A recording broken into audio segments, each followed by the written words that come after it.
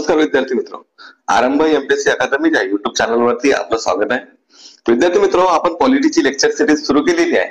यामध्ये आपण संघ राज्य व त्याचे कार्यक्षेत्र इथपर्यंतचे जे टॉपिक आहेत, संघ राज्य व त्याचे कार्यक्षेत्र, हा जो संविधानाचा पहिला भाग आहे हा संपवला होता. यातील कलम 1 ते 4 हे आपण बघितलं होतं आणि त्याचा जे परीक्षेसाठी उपयोगी बाबी आहेत त्याचा सुद्धा आपण आपल्या अभ्यासामध्ये समावेश केला होता. आता संविधानाचा पुढचा भाग म्हणजेच भाग 2, संविधानाचा भाग 2 जे कलम 5 ते 11, कलम 5 ते 11 ह्यामध्ये समाविष्ट होते. त्यात आपण सुरुवात करूया. ते आहे नागरिकत्व. हे जे नागरिकत्व आहे या संबंधी आपल्याला बघायचं आहे.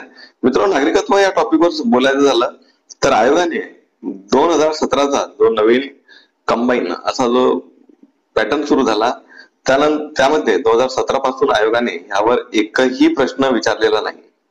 पण 2017च्या अगोदर जो जुना PSI, STI, SO हे वेगळे वेगळे पेपर होत होते, त्यावेळेला आयोगाने याच्यावरती जवळजवळ 4-5 प्रश्न विचारलेले आहेत. त्यामध्ये आयोगाने हे जे कलम 5 ते 11 जे संविधानातील तरतुदी आहेत त्याच्यावरती प्रश्न कमी केलेले आहेत, त्याच्यावरती प्रश्न कमी विचारलेले आहेत. आणि जो आयोगाचा कल आहे तो आयोगाचा कल आहे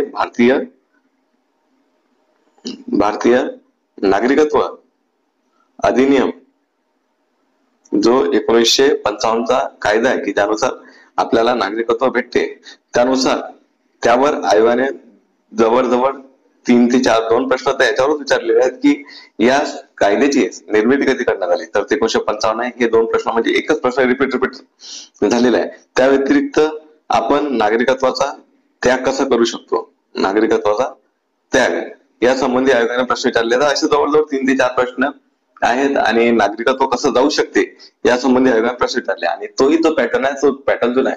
मग ह्यामुळे मला असं वाटतं मित्र, हा टॉपिक मग आपण याच्यावर आयोगाने नवीन पॅटर्न नुसार प्रश्न विचारले नाही तर मग हा पॅटर्न, हा जो टॉपिक आहे, हा जो भाग आहे याला आपण सोडायचं का, स्किप करायचं का? तर नाही मित्र, हा इम्पॉर्टंट आहे. कारण मागे काही दिवसाअगोदर CAA जे चर्चेमध्ये होतं, त्यामुळे आपल्याला हा टॉपिक कव्हर करणं गरजेचं आहे आणि याच्या संबंधी प्रश्न विचारले जाऊ शकतात.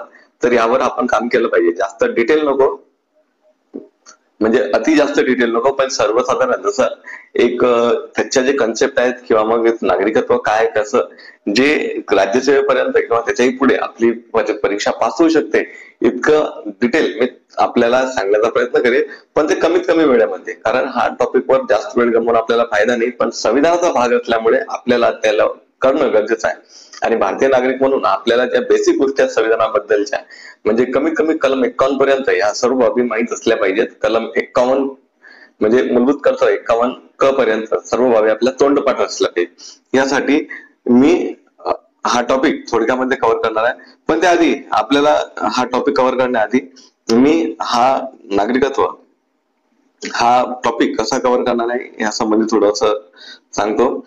तर सगळ्यात पहिले आपण याच्यामध्ये थोडासा परिचय बघू. ऑलरेडी याचा परिचय आपल्याला आहेच, पण थोडासा परिचय बघू. त्यानंतर घटनात्मक तरतुदी बघू की ज्या कलम 5 ते 11 मध्ये सांगितलेल्या आहेत.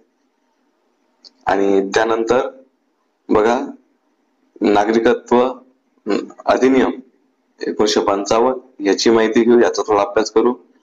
यानंतर जे दुहेरी नागरिकत्वाची संकल्पना आहे, म्हणजे ज्यामध्ये 2 बाबी समाविष्ट होतात, OCI व PIO या 2 गोष्टींचा अभ्यास करू.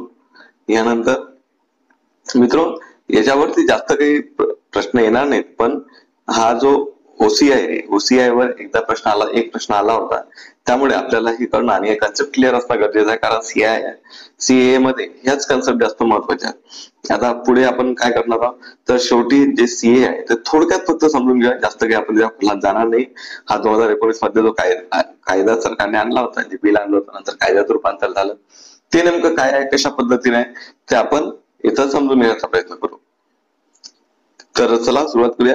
आता परिचयामध्ये काय, तर एकेरी नागरिकत्व.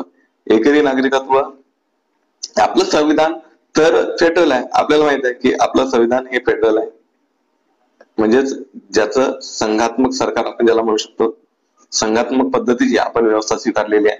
पण संघात्मक पद्धतीमध्ये तर केंद्र आणि राज्याचं नागरिकत्व वेगळं वेगळं असते. मग भारतामध्ये फक्त केंद्राचं नागरिकत्व आहे, म्हणजे देशाचं नागरिकत्व आहे, राज्यासाठी वेगळं नागरिकत्व नाही. जर केवळ देशासाठी एकच आपल्याला नागरिकत्व असेल तर ही जी बाब आहे ही आपल्या संघात्मक व्यवस्थेची नाही, तर हे एकीकृत म्हणजेच एकात्मक म्हणजेच युनिटरी राज्याची संकल्पना आहे. हे आपण या ठिकाणी जाणून घेतलं पाहिजे. सगळ्यात पहिले ही जी एकात्मक राज्याची संकल्पना आहे ही म्हणजे एकेरी नागरिकत्वाची ही आपण कॅनडा या देशाकडून स्वीकारलेली आहे. कारण मॅक्झिमम जे आपलं संघात्मक सरकार आहे ते आपण कॅनडाच्या पद्धतीने स्वीकारलेलं आहे थोड्याफार प्रमाणात. कारण कॅनडाने सुद्धा केंद्राला जास्त अधिकार आणि राज्यांचे अधिकार थोडे कमी सांगितले होते. त्याच पद्धतीने आपल्या म्हणजे या ठिकाणी एक गोष्ट समजून घ्या की आपलं संविधान जरी संघात्मक असलं तरी सुद्धा संघात्मक सरकारमध्ये आपण एकात्मक बाब अशी एकेरी नागरिकत्व स्वीकारलेलं आहे. आता हे तर आपल्याला आपण थोडं जाणून घेतलं किंवा नागरिकत्व आपण कॅनडाच्या पद्धतीनुसार घेतलं. तर नेमकं निवासी आणि नागरिक ह्यामध्ये सुद्धा आपल्याला काय फरक आहे किंवा काय बदल आहे याच्याबद्दल माहित असले. निवासी म्हणजे काय, तर देशामध्ये त्या वेळेला त्या देशाची जी पूर्ण टेरिटोरी किंवा जे क्षेत्र आहे त्या क्षेत्रामध्ये राहणारे सर्व व्यक्ती. आता हा शब्द इथं ध्यान ठेवा, सर्व व्यक्ती मित्र, व्यक्ती हा शब्द थोडा लक्षात ठेवा, हा जास्त महत्वाचा आहे. कारण व्यक्ती हा शब्द इथं आपण भाग बघत आहोत नागरिकत्व, मग मी ते व्यक्ती हा शब्द वापरलेला आहे. मग व्यक्ती यामुळे आपल्याला काय पाहिजे, नागरिकत्व म्हणजे व्यक्ती म्हणजे काय, तर तो देशाचा नागरिक असूही शकतो किंवा तो नसूही शकतो. म्हणजे जर भारतामध्ये राहणारे, आता आपल्याला माहिती आहे की काही लोक भारतामध्ये येतात शिक्षणासाठी, येतात काही राजदूत म्हणून येतात, काही गोष्टी ते येतात भारतामध्ये राहतात. पण प्रत्येकच व्यक्ती हा भारताचा नागरिक असेल असं नाही, प्रत्येकाला भारतीय नागरिकत्व मिळालं असेल अशी बाब नाही आहे. काही लोकांना ते काही कामानिमित्त येतात, काही काळानंतर निघून जातात. पण पूर्ण भारतीय क्षेत्रामध्ये राहणारा प्रत्येक व्यक्ती, संपूर्ण भारतीय क्षेत्रामध्ये राहणारा प्रत्येक व्यक्ती हा भारताचा निवासी आहे. कारण तो भारताच्या भूप्रदेशामध्ये, भारताच्या टेरिटरीमध्ये राहतो आहे, म्हणून तो भारताचा निवासी आहे. आणि नागरिकत्व ही संकल्पना काय आहे, तर नागरिकत्व संकल्पना म्हणजे नागरिकत्वामध्ये आपल्याला काय माहिती आहे की संविधानाने आपल्याला नागरिकत्व ही बाब, हा भाग आपल्याला दिलेला आहे. यानुसार आता नेमके भारताचे नागरिक कोण याच्या संबंधी संविधानाने आपल्याला काही सांगितलेलं नाही, पण संविधानाने संसदेला अधिकार दिलेला आहे की संसद कायदा करून नागरिकत्वासंबंधी तरतुदी करू शकते. तर त्यानुसारच नागरिकत्व अधिनियम 1955चा कायदा आला. आणि हा 1955चा जो कायदा आहे, या 1955च्या कायद्याने 5 प्रकारे नागरिकत्व मिळवणे आणि 3 प्रकारे रद्द करणे या बाबी सांगितलेल्या आहे. तर ह्या कायद्यानुसार जोही व्यक्ती भारतामध्ये राहतो, ज्याला नागरिक म्हणून, आता पुढे 3 बाबी येतात, जन्मता, वंशता, ह्या 2 बाबी आहेत. पण याच्यात आपण या नागरिकत्व अधिनियमाच्या जे 5 तरतुदी आहेत की त्यानुसार नागरिकत्व प्राप्त होते, याच्यामध्ये 2 वेगळ्या बाबी करू शकतो, जन्मता आणि वंशता.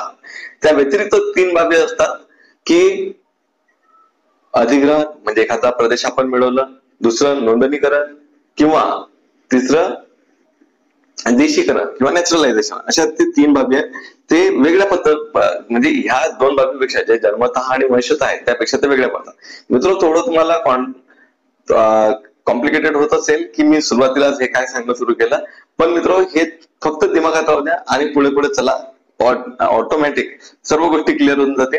आणि हे जे नागरिकत्व आहे याच्यामध्ये आपल्याला थोड्या डेट्स किंवा मग नागरिकत्व अधिनियमाच्या ज्या तरतुदी आहेत त्यामध्ये जे काही तारखा आहेत ते तारखा आपल्याला लक्षात राहणे थोडं कठीण जातात, पण ते आजच्या टॉपिक नंतर आणि त्याच्यातील जे संकल्पना आहे त्या संकल्पना आपल्या राहतील थोडं कॉम्प्लिकेटेड टू इझी अशा पद्धतीने आपण जाऊ. जे काही आपल्या दिमागात प्रश्न पडत असतात त्या प्रश्नाला सर्वांना आधी आपण स्पर्श करू आणि तिथून पासून पुढे जाऊ, याला इझी करत. आणि आयोगाने आपले संकल्पना क्लिअर केल्यानंतर कुठलाही प्रश्न जरी विचारला तरी ते प्रश्न आपले इझिली सॉल्व्ह होतात.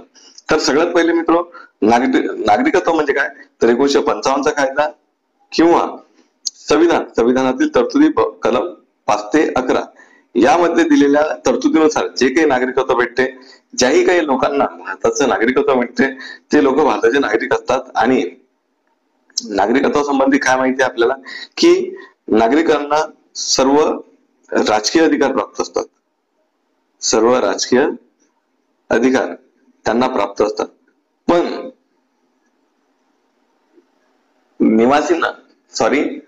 परदेशींना किंवा विदेशींना सर्व अधिकार प्राप्त नसतात. आता नागरिक या बाबी संबंधी जे मार्शल आहेत, मार्शल हे एक राजकीय तज्ञ आहेत. हे नागरिकत्वासंबंधी काय म्हणतात, की नागरिक हा त्या देशाचा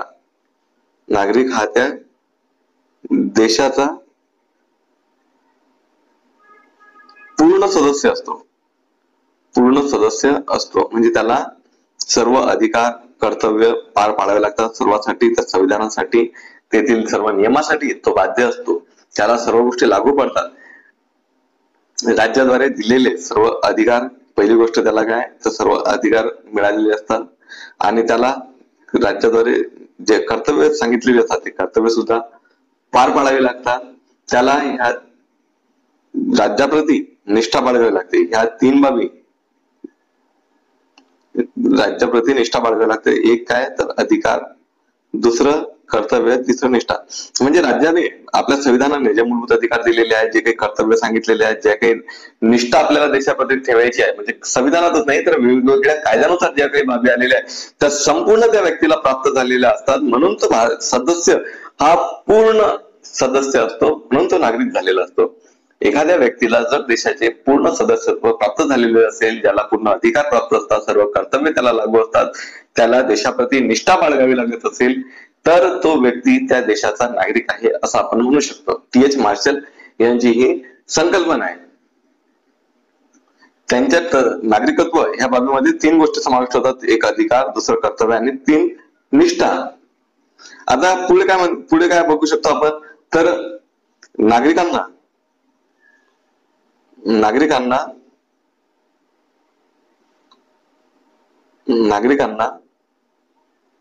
सर्व अधिकार व कर्तव्य प्राप्त झालेले असतात. नागरिकांना सर्व अधिकार व कर्तव्य प्राप्त झालेले असतात. पण परकीयांना सर्व अधिकार प्राप्त नसतात, पण त्यांना कर्तव्य पार पाडावेच लागतात. म्हणजे कर्तव्य म्हणजे देशाप्रती, ज्या देशात तुम्ही आलेले आहेत त्याची निष्ठा राखावी लागते. किंवा मग एखादा व्यक्ती आपल्या देशामध्ये आला आणि तो देश विरोधी कार्य जर करायला लागला तर हे चालणार नाही. किंवा तो देशात आला, देशाच्या झेंड्याचा, राष्ट्रध्वजाचा किंवा आपल्या जे काही आपले आदर्श आहेत त्याचा जर अपमान करायला लागला तर हे शक्य नाही. तर त्याला सर्व कर्तव्य पार पाडायला लागतात, पण त्याला काही सीमित अधिकार असतात. आपल्या संविधानात काय सांगितलेलं आहे, आपल्या संविधानानुसार काय, तर नागरिकांना आणि विदेशींना सर्व अधिकार प्राप्त असतात. पण काही अपवाद आहेत. अपवाद काय आहेत, कलम 15, 16, 19, 29, 30. कलम 15-16 समानते संबंधी आहे. कलम 15-16 काय सांगते, तर सामाजिक भेदभाव आणि नोकऱ्यामधील भेदभाव. म्हणजे आपण थोडक्यात बघू की कलम 15 काय सांगते, की कुठल्या ज्या 5 बाबी सांगितल्या त्यावरून भेदभाव केला जाणार नाही. कलम 16 काय सांगते, की रोजगाराबाबतीत 7 बाबीवरून भेदभाव केला जाणार नाही. कलम 19 काय सांगते, की जे त्या व्यक्तीला 6 प्रकारचे अधिकार प्राप्त करून देतात, 6 प्रकारचे स्वतंत्र प्राप्त करून देतात, त्याची माहिती आहे. कलम 29-30 काय सांगते, तर अल्पसंख्याक हा जो मुद्दा आहे, या अल्पसंख्याक संबंधी जर आपल्याला कोणी माहिती देत असेल तर कलम 29-30 यामध्ये आपल्याला त्याची माहिती भेटते. तर हे अपवाद आहेत. कलम 15, 16, 19, 29, 30. मित्रो, केवळ हे नंबर पाठ करू नका, 15, 16, 19, 29, 30. तर त्याच्या तरतुदी काय, कलम 15 सामाजिक बाबी संबंधी आहे, की जिथे भेदभाव केला जाणार नाही. 16 काय म्हणते आपल्याला, 16 तर रोजगारामध्ये भेदभाव केला जाणार नाही. कलम 19 तुम्हाला बोलण्याचा, संघटना स्थापण्याचा, फिरण्याचा, कुठे जाण्याचा, पैसा कमवण्याचा अधिकार किंवा स्वातंत्र्य प्रदान करते. कलम 29-30 अल्पसंख्याकांना अधिकार देते की त्यांच्या संस्था स्थापन करू शकतात, ते त्यांच्या लिपी भाषेचं त्याला चालना देण्यासाठी कार्य करू शकतात. या सर्व बाबी आपल्याला माहिती आहेत की या मूलभूत हक्कामध्ये समाविष्ट आहेत. पण ह्या ज्या 5 तरतुदी आहेत, हे जे 5 कलम आहेत, हे किंवा 5 मूलभूत अधिकार आहेत, हे 5 मूलभूत अधिकार विदेशींना नाही, ते केवळ नागरिकांनाच प्राप्त होतात. तर या ठिकाणी आपण बघितलं की टी.एच. मार्शलची जी व्याख्या होती, ती व्याख्येनुसार नागरिकत्व आणि नागरिक आणि निवासी किंवा मग विदेशी व्यक्ती म्हणजे निवासी मध्ये नागरिक आणि विदेशी व्यक्ती ज्या वेळेला समाविष्ट होता, त्यावेळेला ते विदेशी होता. निवासी संकल्पना हे नागरिकत्व आणि विदेशी यांची सामायिक असते. पण नागरिकत्व म्हणजे देशाचा पूर्ण नागरिक, पूर्ण सदस्य असतो, आणि विदेशी हा व्यक्ती हा वेगळा पडतो, त्याला मोजके काही अधिकार असतात. मित्र, एवढं फक्त तुम्ही ध्यानात ठेवा. थोडं कॉम्प्लिकेटेड झालं असेल. चला आता पुढे आपण बघू. नागरिकत्वासंबंधी संविधानाच्या कलम 5 ते 11 मध्ये सांगितलेलं आहे. कलम 5 ते 11 मध्ये, भारतीय संविधानाच्या कलम 5 ते 11 मध्ये आपल्या नागरिकत्वाबद्दल सांगितलेलं आहे. आणि नागरिकत्व हा जो मुद्दा आहे, नागरिकत्व हा जो विषय आहे, हा केंद्राचा विषय आहे. कोणाचा विषय आहे? केंद्र सरकारचा. आता नागरिकत्व जर केंद्र सरकारच जर नागरिकाला, प्रत्येक व्यक्तीला नागरिकत्व देत असेल, तर साहजिक गोष्ट आहे राज्याचा त्यामध्ये हस्तक्षेप असणारच नाही. राज्य त्या संबंधी कुठल्याही प्रकारची बाबीचा समावेश करणार नाही. आता काही बाबतीमध्ये आपण बघू शकतो की विदेशींना काय काय अधिकार नसतात.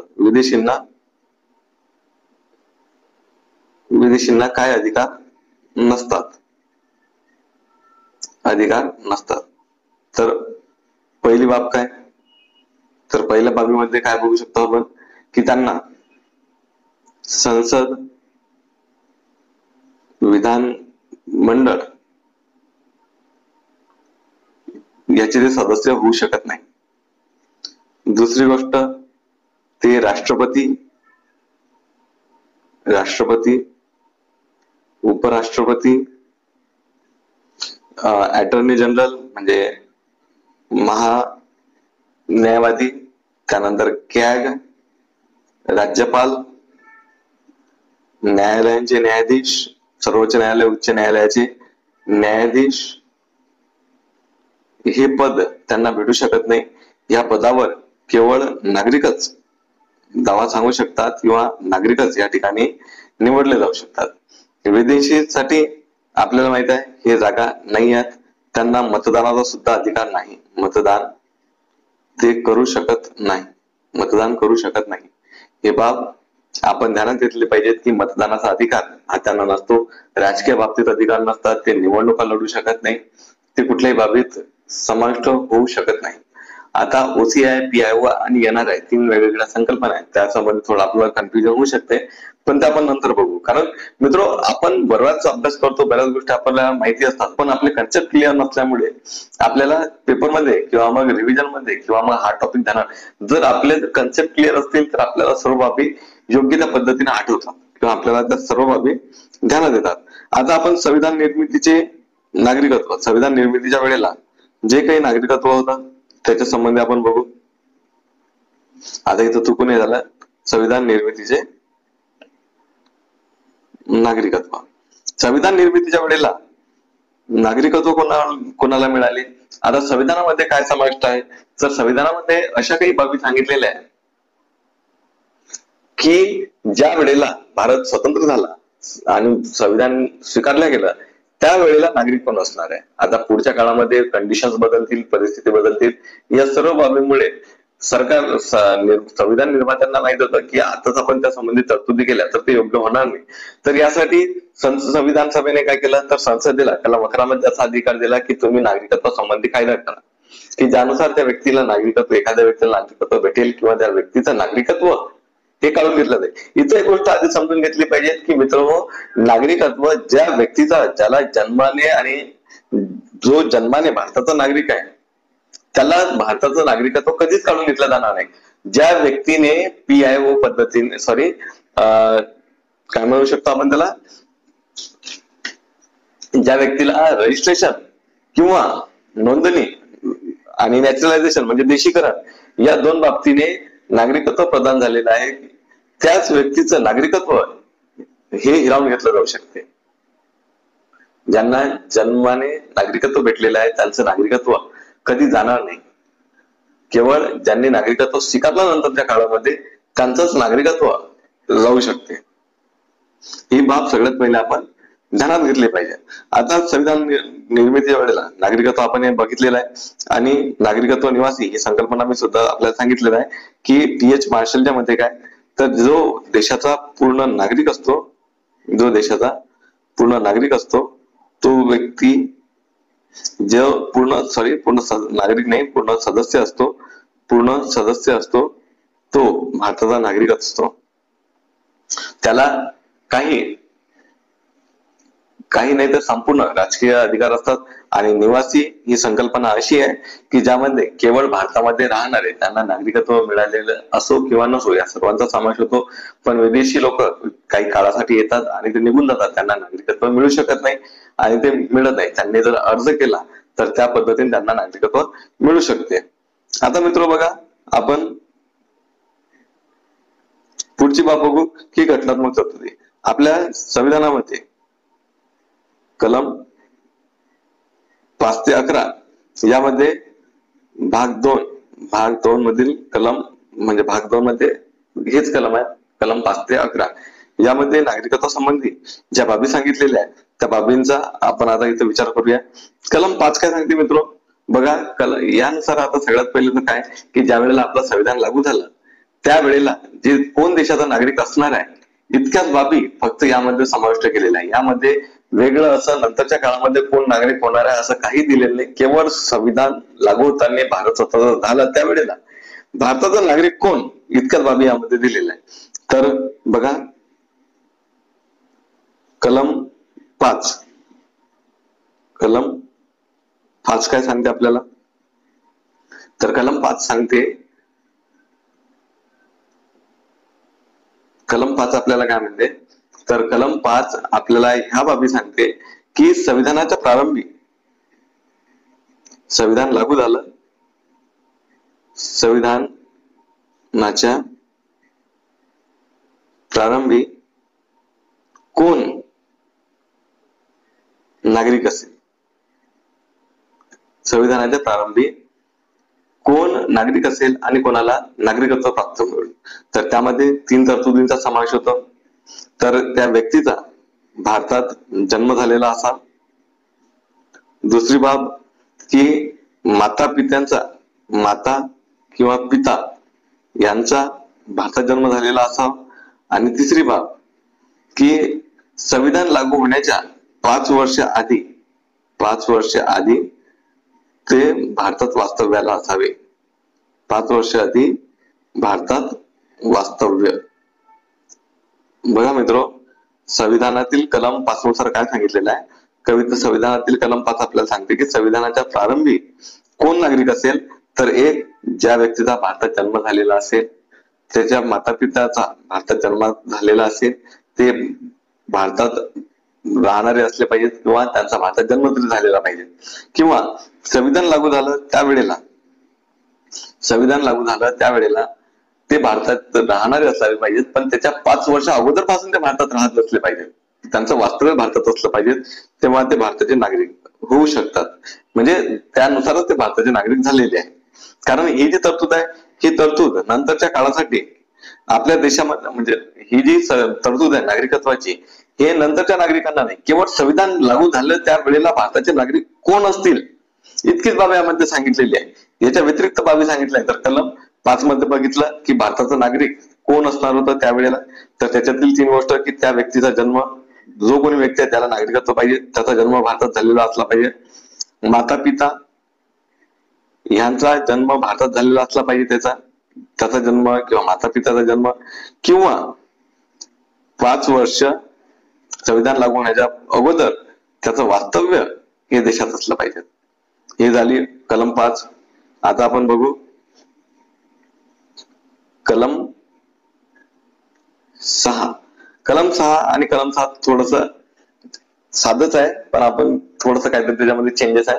जो व्यक्ती आधी पाकिस्तानात राहत होता, जो व्यक्ती पाकिस्तानमध्ये राहत होता, तो पाकिस्तानमधून भारतात आला. पाकिस्तानमधून एखादा व्यक्ती भारतात आला, म्हणजे ज्या वेळेला आपल्याला माहिती आहे भारत पाकिस्तान फाळणी झाली, पण ज्या वेळेला त्याचा प्रदेश हा भारताव्यतिरिक्त होता, म्हणजे त्यावेळेच्या पाकिस्तानात त्याचा प्रदेश गेला, पण त्या व्यक्तीने पाकिस्तान सोडून भारतामध्ये जर प्रवेश केला, तर पाकिस्तानमधून भारतामध्ये येणारे जे कोणी व्यक्ती असतील त्यांना भारताचं नागरिकत्व कसं द्यायचं, यासाठी संविधानात काही अटी सांगितल्या. तर त्या अटी कोणत्या? तर पहिली अट आहे की तो व्यक्ती स्वतः, त्याचे आई वडील, आजी आजोबा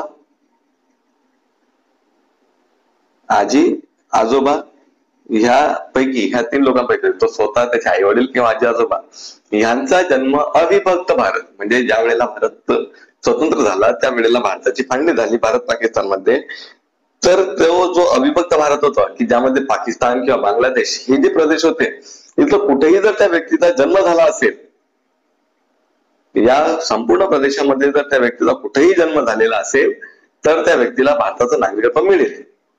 तो पाकिस्तानमधून भारतामध्ये, कारण विचार करा, एखादा व्यक्ती त्याचा जन्म लाहोरमध्ये झाला आणि त्याला पाकिस्तानमध्ये पाकिस्तान फाळणी झाली, पण त्याला जर भारतामध्ये यायचं झालं, तर मग त्याला भारताचं नागरिकत्व मिळेल कसं? त्याचा भारतात त्याला राहायचं आहे, पण ते त्याच्या हातात नव्हतं, कारण ते जन्म त्या ठिकाणी झाला किंवा त्या प्रदेशात तो राहायला होता, पण त्याला भारतात यायचं होतं. मग त्याला नागरिकत्व कसं द्यायचं, किंवा मग त्याला का नागरिकत्व देऊच नाही, यासाठी ही तरतूद होती की तिथं राहणारा व्यक्ती सुद्धा भारतात आला पाहिजे आणि त्याने ही कंडिशन तरी फॉलो केली पाहिजे की त्याचा ज्या वेळेला भारताची फाळणी झाली त्याच्या अगोदरचा जो भाग होता, तो संपूर्ण प्रदेश होता भारताचा, ज्यामध्ये भारत, बांगलादेश आणि पाकिस्तान याचा समावेश होतो, यामध्ये जन्माला येणारा व्यक्ती हा भारताचा नागरिक असेल. तो किंवा त्याचे आई वडील किंवा त्याचे आजी आजोबा यांचा जन्म भारतात झालेला असला पाहिजे, ही एक कंडिशन त्यावेळेला होती. त्या व्यतिरिक्त दुसरी कंडिशन काय होती? तर दुसऱ्या कंडिशन मध्ये असं म्हणतात की माता पित्यांचा 19 जुलै हे डेट ध्यानातच ठेवा मित्र, 19 जुलै 1948 ही डेट आपल्याला कलम 7 मध्ये सुद्धा कामात येणार आहे. 19 जुलै 1947 ला जे परमिट सुरू झाला, जे परमिशन साठी एक अर्ज होता, जे परमिट होता म्हणजे परमिशन दिली गेली भारतात येण्यासाठी, या परमिट साठी त्याने अर्ज करणे गरजेचा होता, आणि त्यांनी त्या अगोदर 6 महिने भारतामध्ये वास्तव्य केलं असलं पाहिजे. 19 जुलै 1948 ला जे परमिट सुरू झालं, ते परमिट साठी त्याने अर्ज केला पाहिजे आणि 6 महिने त्याचं भारतामध्ये वास्तव्य पाहिजे. त्यावेळेला कलम 6 नुसार त्या व्यक्तीला भारतामध्ये नागरिकत्व मिळेल. कलम 6 नुसार त्या व्यक्तीला भारतामध्ये नागरिकत्व प्राप्त होईल. आता कलम 7 थोडंफार याच पद्धतीने, कलम 7 मध्ये काय सांगितलेलं आहे की एखाद व्यक्ती आहे जो भारताचा नागरिक होता किंवा भारतात होता राहायला, पण ज्याला असं वाटलं की नाही भारतापेक्षा पाकिस्तान जास्त योग्य आहे, पण पाकिस्तानात गेला, तिथं त्याला समजलं की पाकिस्तानपेक्षा भारतच जास्त योग्य आहे, आपण भारतातच राहिलं पाहिजे, तर तो व्यक्ती पाकिस्तानमधून भारतात आला. बघा, तो पहिले भारतात होता, भारतातून पाकिस्तानात गेला, पाकिस्तानातून परत भारतात आला, तर त्या व्यक्तीला कशा पद्धतीने नागरिकत्व दिलं पाहिजे? भारतातून पाकिस्तानमध्ये जाणारे व परत भारतात येणाऱ्या व्यक्तीला नागरिकत्व कसं मिळेल या संबंधी सांगितलेलं आहे. तर 1 मार्च 1947 ला त्याने 1 मार्च 1947 ला भारत देश सोडणाऱ्या देशाचे नागरिक नसतील. 1 मार्च 1947 ला ज्यांनी देश सोडला ते भारताचे नागरिक नसतील, पण जर ते परत आले तर 6 महिने त्यांनी देशात वास्तव्य करावं. 6 महिने देशात वास्तव्य करावं. या व्यतिरिक्त परमिट साठी त्यांनी अर्ज करावा. आता परमिट कधी सुरू झालं होतं तर 19 जुलै 1948. या केवळ 2च बाबींचा या ठिकाणी समावेश केलेला आहे की त्याने 1 मार्च 1947 अगोदर म्हणजे त्याने जर देश सोडला असेल तर त्याला देऊ नये, पण त्याचं जर 6 महिन्यापासून देशामध्ये वास्तव्य असेल तर त्या व्यक्तीला भारताचं नागरिकत्व दिलं गेलं पाहिजे. आता पुढचा कलम आहे अनुच्छेद 8 म्हणजेच कलम 8 मध्ये काय सांगितलेलं आहे की विदेशात राहणारे भारतीय नागरिक, विदेशातील भारतीय नागरिक. आता यामध्ये आपण काय बघू शकतो, तर ज्या स्वातंत्र्यावेळी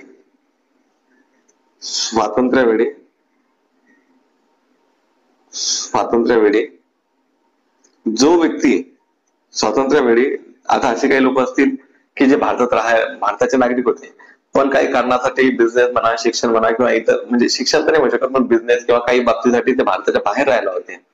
मग त्या भारतामध्ये जर नागरिकत्वाची प्रक्रिया सुरू असेल, पण ते भारतामध्ये राहत नसल्यामुळे त्यांचे आई वडील किंवा आजी आजोबा ते स्वतः, त्यांचा भारतात जन्म होता पण ते भारताच्या बाहेर राहत होते. भारताच्या बाहेर म्हणजे जो काही अविभक्त भारताचा जो प्रदेश तो सोडून इतर ठिकाणी कुठेतरी राहत होते. मग या व्यक्तीला जर भारताचं नागरिकत्व पाहिजे, मग भारताचं नागरिकत्व त्या व्यक्तीला कसं मिळावं, तर तो व्यक्ती ज्या ठिकाणी राहतो, स्वातंत्र्यावेळी जो भारतातील नागरिक होता, तो ज्या देशात जिथं कुठं तो राहायला आहे त्या देशामध्ये त्याने त्या ठिकाणचं जे म्हणजे एम्बेसी आहे, किंवा आपण ज्याला म्हणतो की ज्या ठिकाणी आपले परराष्ट्र संबंधी जे ऑफिस असते त्या देशामध्ये, आपण त्याला एम्बेसी म्हणतो, त्या एम्बेसी मध्ये त्याने आपल्या नावाचे स्वातंत्र्यावेळी भारताच्या बाहेर राहणाऱ्या भारतीय उद्भवाचे जे व्यक्ती आहे त्यांनी दूतावास, म्हणजेच ज्याला आपण एम्बेसी म्हणतो, या दूतावासामध्ये नोंदणी करावी आणि भारताचं नागरिकत्व स्वीकारावं. कलम 8 काय सांगते की स्वातंत्र्य वेळेला जे लोक, किंवा संविधान लागू झालं त्यावेळेला जे लोक भारताच्या बाहेर राहत होते त्या लोकांनी त्या देशात, ज्या देशात ते राहत होते त्या देशातील जे भारतीय दूतावास आहे तिथे जावं आणि तिथं भारतीय नागरिकत्वासाठी अर्ज करावा आणि भारताचं नागरिकत्व स्वीकारावं. हे कलम 8 मध्ये सांगितलेलं आहे. आता कलम 9 काय सांगते, तर कलम 9 म्हणते की इतर देशाचे नागरिकत्व स्वीकारणाऱ्याचे नागरिकत्व रद्द होईल. जर एखाद्या नागरिकत्व रद्द या संबंधी हे तरतूद आहे. यानुसार काय, तर एखादा व्यक्ती जर त्याला वाटत असेल की स्वातंत्र्याच्या वेळेला किंवा संविधान लागू होते त्या वेळेला की आपण भारताचं नागरिकत्व सोडून इतर देशात गेलं पाहिजे, जर त्या व्यक्तीने स्वेच्छेने जर एखाद्या देशाचं नागरिकत्व स्वीकारलं तर त्या देशाचे नागरिकत्व स्वीकारल्यानंतर भारताचं नागरिकत्व आपोआप हे नष्ट होऊन जाते. तर हे कलम 9 मध्ये सांगितलेलं आहे. कलम 10 हे बघा, कलम 10 आणि 11 मध्ये थोडं आपलं कन्फ्युजन होऊ शकते, पण जर ध्यानात ठेवलं, समजून घेतलं कन्सेप्ट, तर आपल्या ते दिमागामध्ये इझिली बसू शकते की संविधान लागू झालं. आता हे जे लोक होते कलम 5 ते 8 पर्यंत, की पहिला कोण होता की भारताचा नागरिक, की कोण भारताचा नागरिक होता, तर तो त्याच्या आई वडिला हे भारतातच त्यांचा जन्म झालेला असावा, 5 वर्ष त्यांनी भारताचं त्यांचं वास्तव्य असावं, ही पहिली तरतूद होती कलम 5 मध्ये. कलम 6 मध्ये पाकिस्तानातून जे लोक भारतात आले त्या लोकांना भारतीय नागरिकत्व कसं भेटेल. कलम 7 मध्ये भारतातून जे लोक पाकिस्तानात गेले, पाकिस्तानातून परत भारतात आले, मग त्यांनी भारतात राहण्यासाठी 6 महिने भारतात वास्तव्य करावा आणि त्यासाठी त्यांनी अर्ज करावा नागरिकत्वासाठी, त्या लोकांना भेटून जाईल. कलम 8 मध्ये तर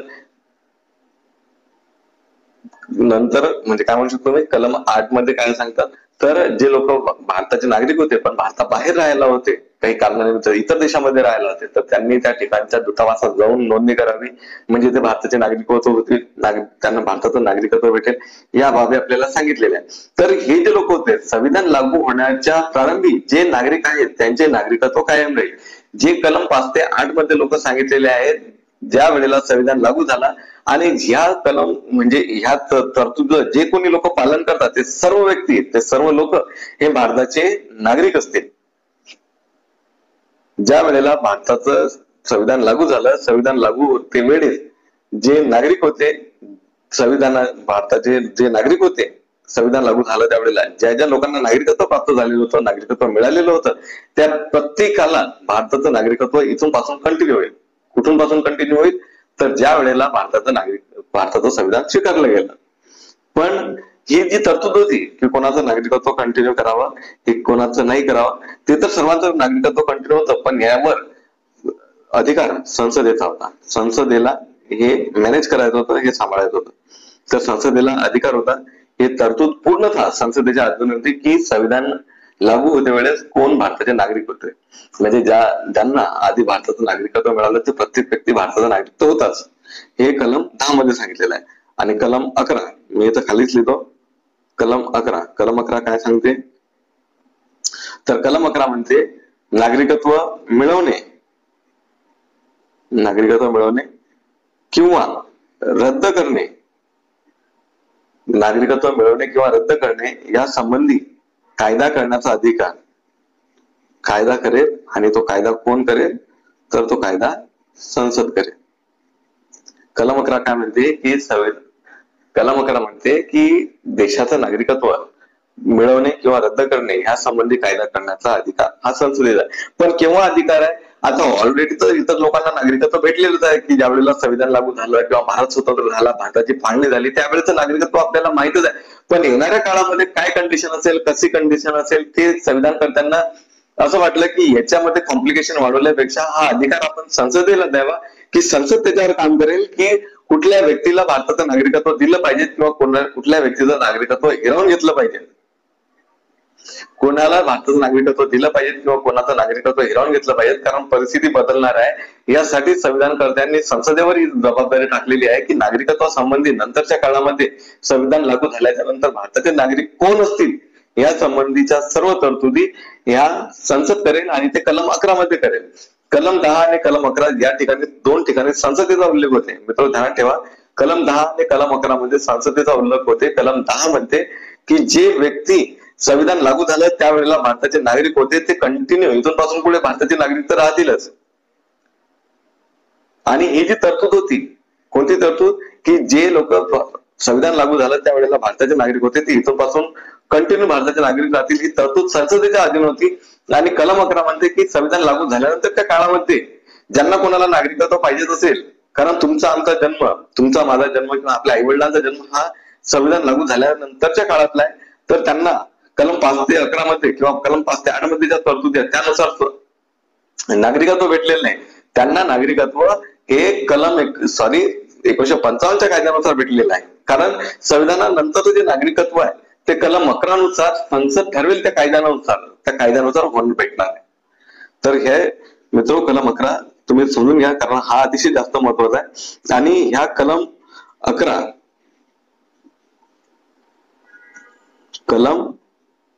11 संसद नागरिकत्वाचा कायदा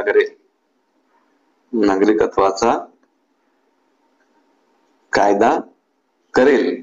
कधीचे नागरिक की संविधान लागू झाल्यानंतर.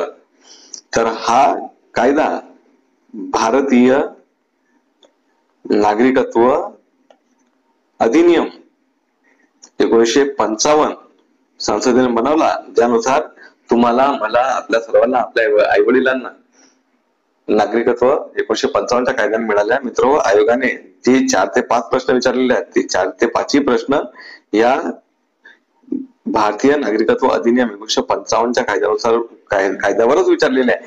त्यामुळे हा इम्पॉर्टंट टॉपिक आहे. पण मित्र, हे कन्सेप्ट आपली क्लिअर असणं गरजेची होती. त्यामुळे कलम आपण 5 ते 11 आणि मार्शल निवासी नागरिक या संबंधित तरतुदी आपण बघितल्या. आता आपण थोडं शॉर्ट मध्ये रिव्हिजन करू. शॉर्ट मध्ये रिव्हिजन करताना आपण काय बघितलं, सगळ्यात पहिले आपण निवासी बघितलं. निवासी कोण, तर जे भारताच्या प्रदेशामध्ये राहायला आहेत, जे कोणी व्यक्ती भारताच्या प्रदेशामध्ये राहायला आहे त्यांचा समावेश निवासीमध्ये होते. यामध्ये नागरिक आणि परकीय या दोघांचा समावेश होतो. नागरिक आणि परकीय या दोघांचा समावेश होतो.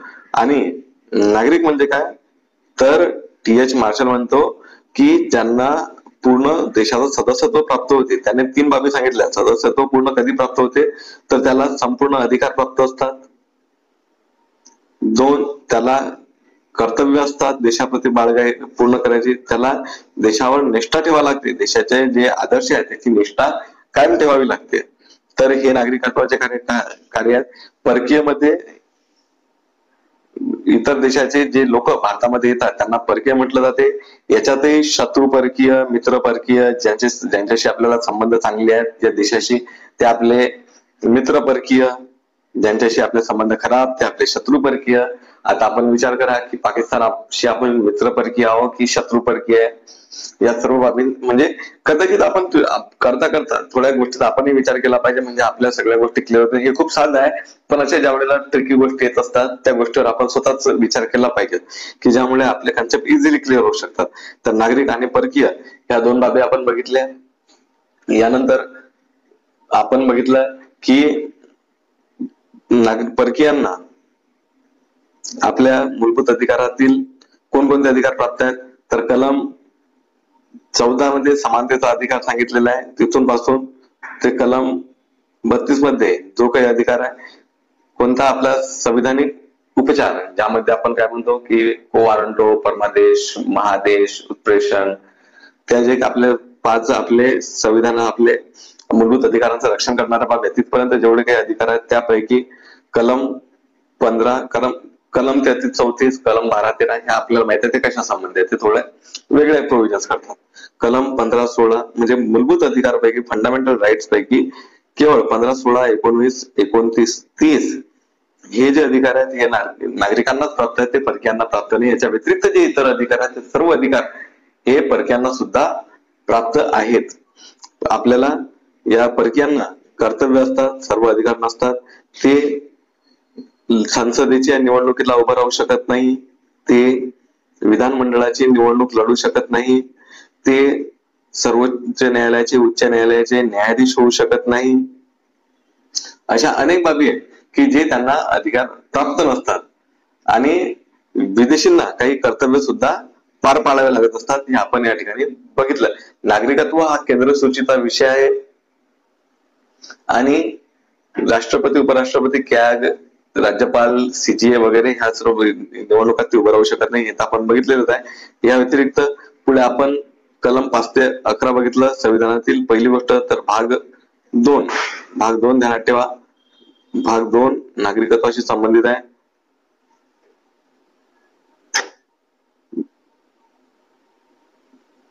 भाग 2 आपण अभ्यासला की ज्यामध्ये नागरिकत्व ही बाब समाविष्ट केलेली आहे.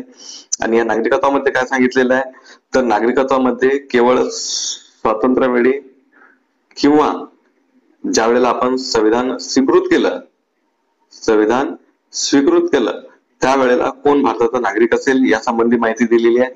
तर संविधान कलम 5 काय म्हणते की भारताचा नागरिक कोण असेल, तर तो व्यक्ती की ज्याचा जन्म भारतात झालेला आहे, त्याच्या आई वडील, त्याचा किंवा त्याच्या आई वडिलांचा जन्म भारतात झालेला आहे.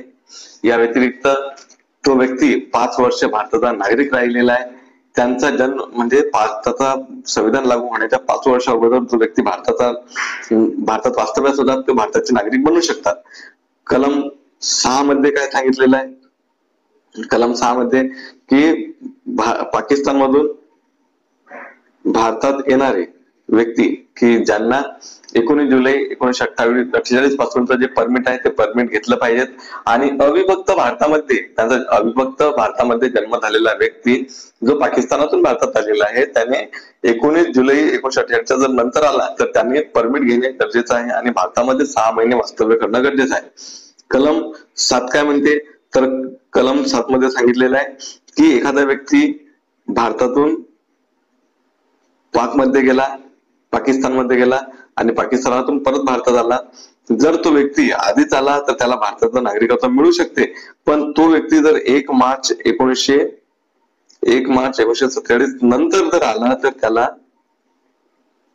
नागरिकत्व मिळणार नाही. पण घेण्यासाठी त्याने परमिट साठी अर्ज करणे गरजेचं आहे, परमिट घेणे गरजेचं आहे आणि 6 महिने मिनिमम 6 महिने त्याने भारतामध्ये वास्तव्य करणं गरजेचं आहे, हे या ठिकाणी सांगितलेलं आहे. अनुच्छेद 8 मध्ये जर एखादा व्यक्ती, कलम 8 मध्ये काय सांगितलेलं आहे की जर एखादा व्यक्ती बाहेर देशामध्ये राहायला असेल, स्वातंत्र्य मिळालं किंवा संविधान लागू झालं त्यावेळेला, तर त्या व्यक्तीने दूतावासात, तो ज्या देशात राहतो त्याच्या दूतावासात तशी नोंद करावी.